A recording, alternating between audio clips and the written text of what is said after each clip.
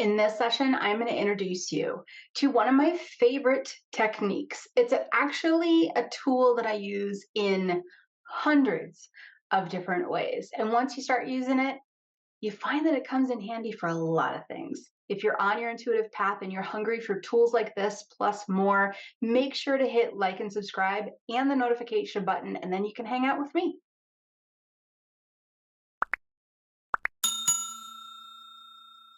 I'm going to say it. I'm going to come right out of the gate and just be like, here it is, index cards. I am such a huge fan of index cards. And I feel like some of the Sage Circle members from my spiritual community and some of the Sage Method students, people who have actually taken the Sage Method course, I feel like they're listening right now and kind of chuckling because they're like, oh, here she goes with index cards again.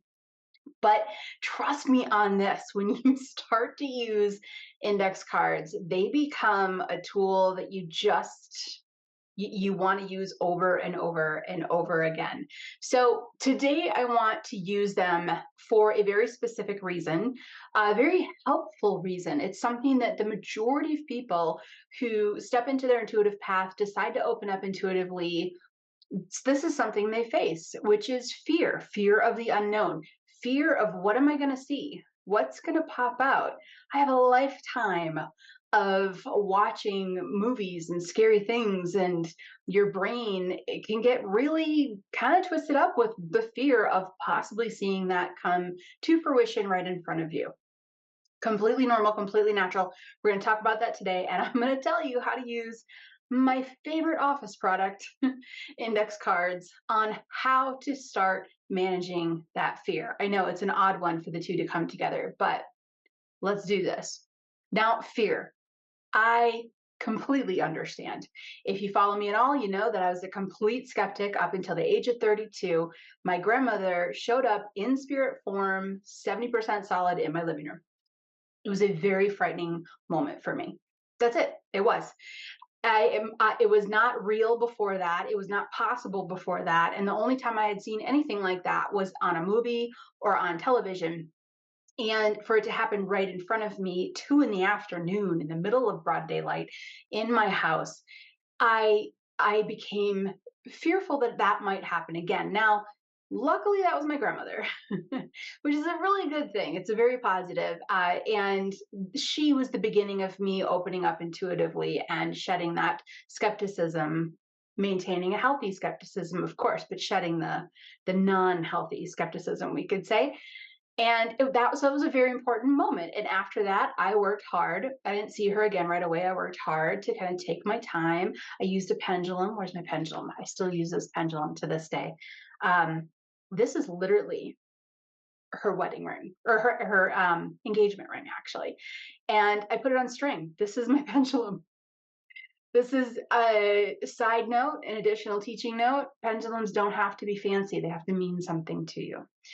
They can be. There are some gorgeous pendulums out there. Go ahead and buy those. But they can be literally something of value to you on a string. That's it. And then I've been using this one for 17 years, something like that. So I would communicate with her through yes and no, because I didn't see her right away. And it took me a while to see her again. And then fast forward, I started to see, I started to hear.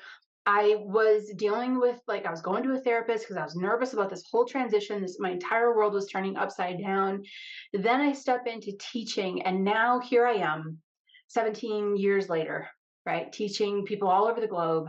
And I'm coming back here to this moment with you to tell you that I'm not going to say that something that shows up isn't going to startle you, but it won't terrify you. I have yet to meet an individual who had a situation where something showed up or they experienced something and they could not handle it. And I'm going to tell you why. When it comes to fear, you are guided. Your spirit guides are with you. Your loved ones are with you. You know, our cultures across the world have kind of stepped away from that and turned into this odd belief structure that we're, completely alone. I get it. And for some people, that is their path, absolutely. But for me, my spiritual path, I've had enough proof from my spiritual guides and loved ones on the other side that there's no denying it. And so I'm here to say you are watched over, you are guided. Now, those on the other side, your source, who you rely on, even if it's just your higher self, they have access to everything that's happened in the past, everything that's coming up. So they see it all. And if you're going to step into this, that is a positive for your higher self, positive for your spiritual guides, and positive for your loved ones. Why? Because now you're getting on board with the team. It's going to help them help you. So the last thing they're going to want to do is have something happen to you that scares you enough that you don't come back, that you shut it all down and say, nope. And now I'm not talking about kids, I'm talking about adults. Because if you're watching this, you're an adult. If you're listening to this session, you're most likely an adult.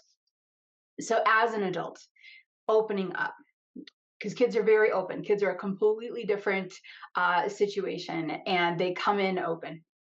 Very different. As an adult, opening up intuitively, you think to yourself, I'm scared of what I might see. I'm scared of what I might learn. And even I'm scared of the idea of the power it might give me. I know that sounds maniacal, but it's not.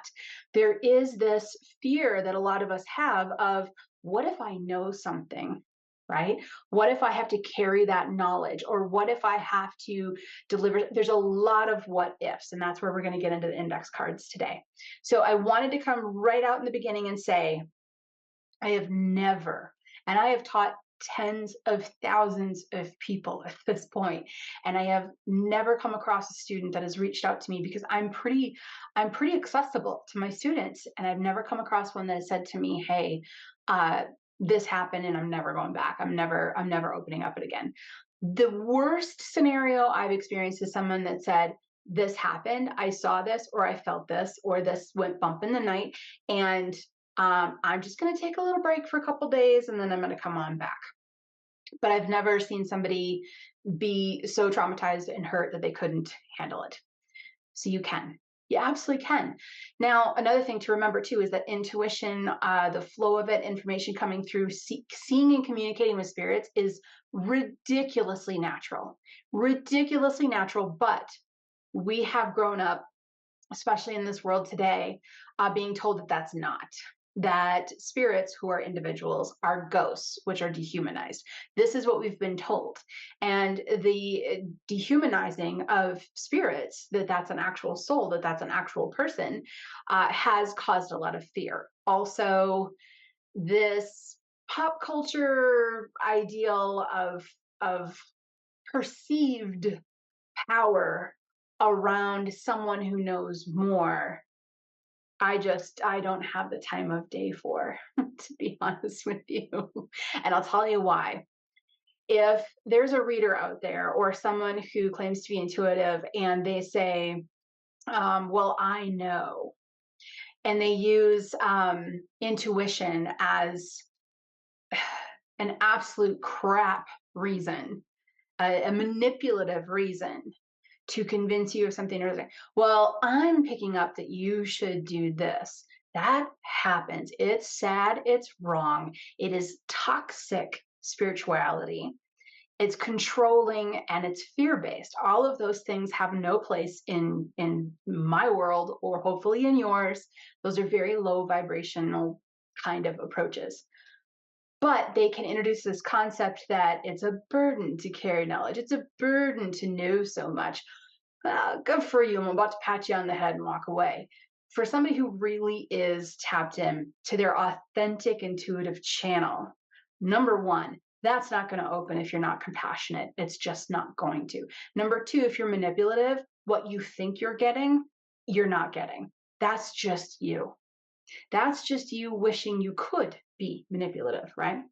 This is what I would explain to somebody who's doing this. I've literally had people come up to me and try to use, intuition as a manipulative tool to get what they want or to make me do what they want. I remember establishing a friendship with someone not that long ago.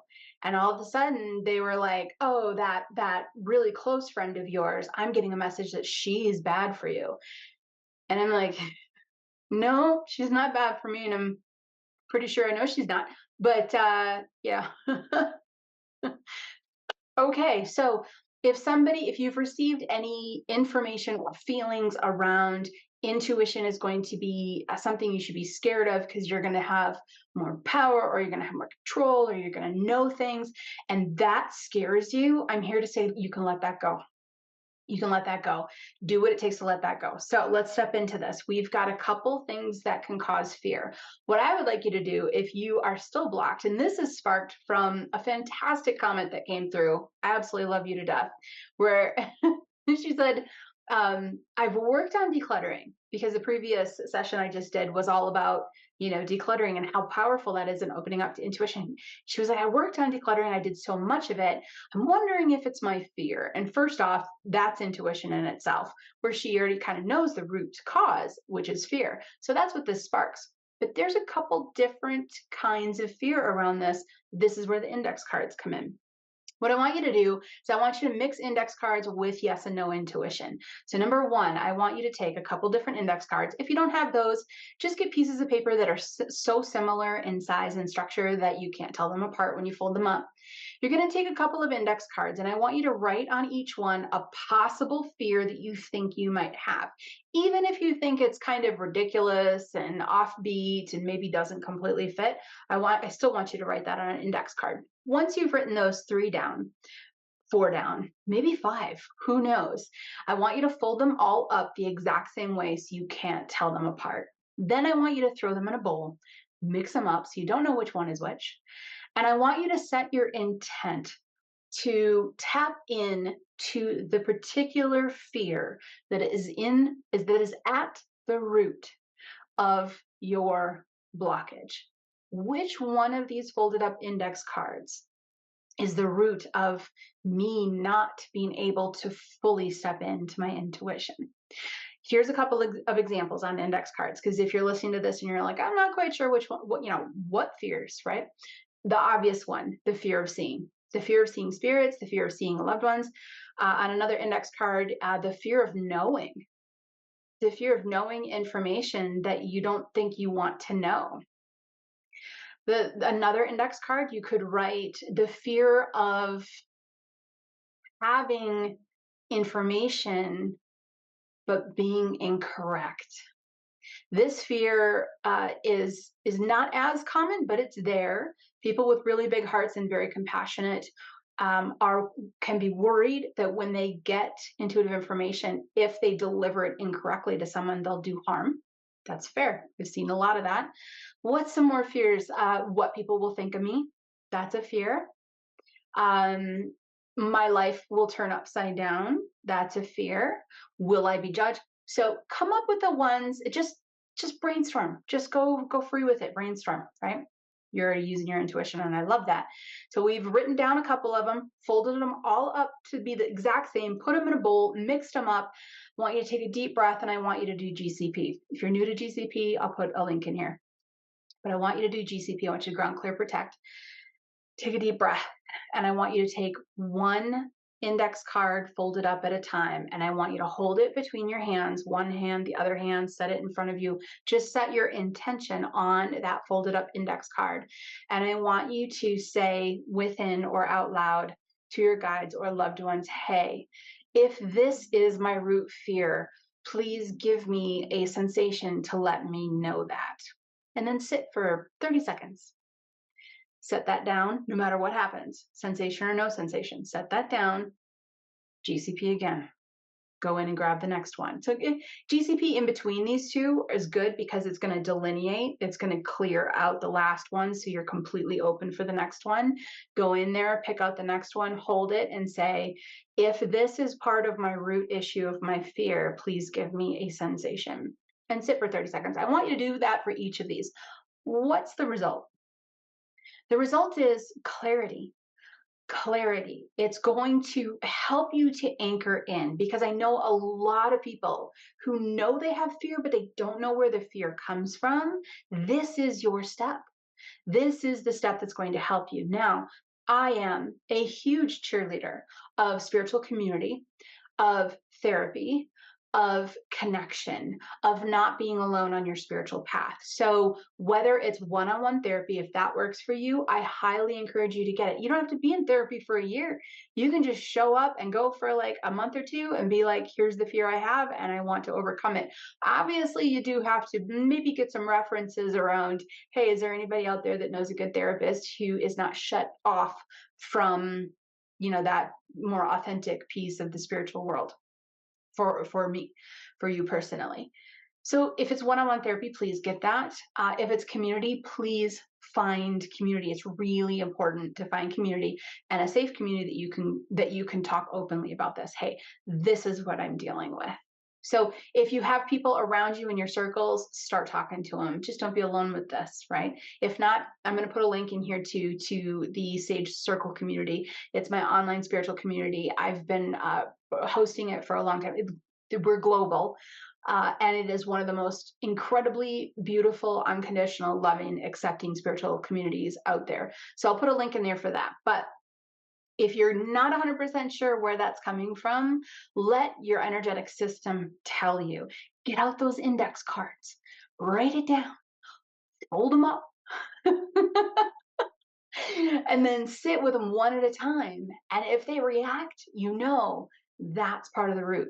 Knowing is most of the battle, actually, when it comes to this type of a process. When you know what you're facing, you can take the next steps to alleviate it, heal it, work with it, step into it a little bit more strongly. This is what I want for you. And this is why I love index cards. I'm telling you, I use index cards for so many things. And this is really that yes and no intuition as well. When you're holding it, what you're doing is you're asking your source, guides, higher self, loved ones to say, hey, if this is a yes to my root fear, please give me a yes sensation. So give it a try. Grab some index cards or paper that works, that you just can't tell it apart. That's going to help you get out of your own way and start asking some questions. And by all means, use those index cards in other creative ways with your intuition. You're going to be glad you did.